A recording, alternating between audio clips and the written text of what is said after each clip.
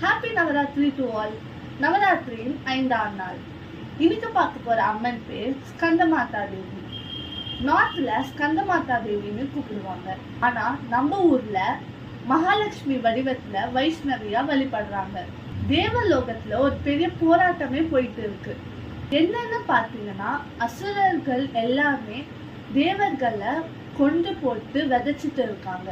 இந்த பிரச்சனைய ஒரு முடிவுக்கு கொண்டு வரதுக்காக எல்லா தேவர்களும் ஒண்ணு சேர்ந்து பிரம்மர் கிட்ட போயிருக்காங்க. பிரம்மர் இந்த விஷயத்துல எனக்கு எந்த பவரும் இல்லை, நீங்க சிவன் கிட்ட தான் போகணும்னு சொல்றாரு. சிவனா ஆழ்ந்த தியானத்துல இருக்கிறாரு.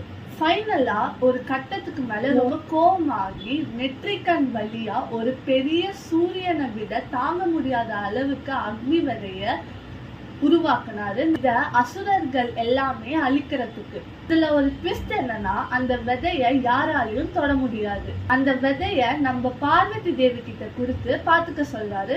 சோ அம்மன் சரவணன் ஒரு ஆற்றல்ல போய் இந்த விதைகளை வச்சாங்க.